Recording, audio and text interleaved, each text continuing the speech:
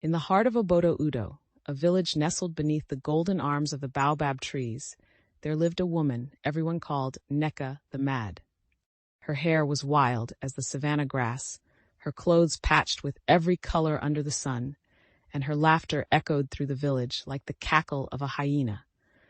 Children whispered tales about her under the moonlight, claiming she spoke to spirits and danced with shadows. The elders, wary of her oddness, kept their distance, muttering prayers whenever she passed. Years ago, she had been the pride of the village, a healer with hands that brought life and hope to the sick and weary.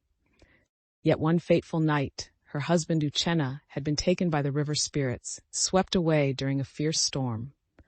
Neka had wailed at the water's edge until her voice cracked, pleading with the spirits to return him. But the river remained silent, and grief wrapped around her mind like a dark fog. Amid her sorrow, she gave birth to a boy whom she named Chimezi, God fixes things. From the moment he entered the world, it was clear Chimezi was no ordinary child. His eyes shimmered like moonlit pools, and strange things happened when he was near. One day, when the villagers scorned Neka and left her without food, Chimezi, then only a toddler, toddled to the center of the village square. He sat beneath the old talking drum and clapped his tiny hands.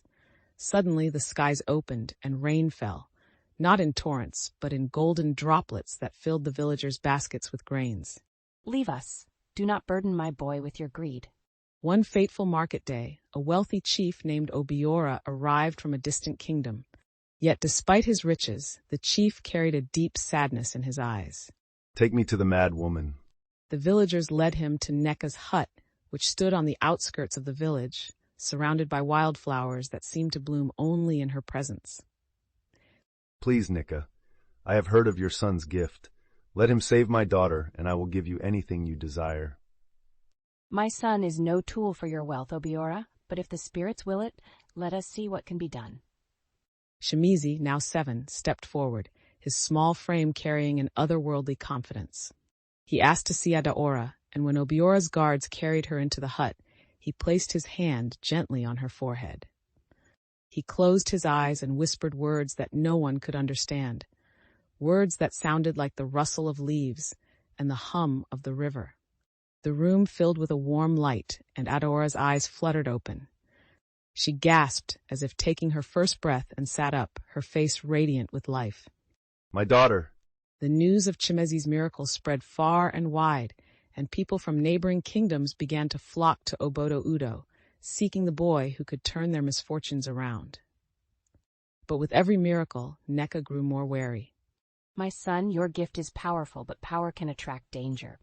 You must use it wisely, and only when the spirits guide you. Do not let the greed of others turn your heart." Chimezi nodded solemnly. Though he was still a child, he carried a wisdom beyond his years. Over time, the villagers stopped calling Neka mad. And so the legend of Neka and Chimezi, the son of favor, lived on, woven into the fabric of Obodo-Udo's history like a vibrant kente cloth, reminding all who heard it that even in the depths of loss, there lies a seed of grace waiting to bloom.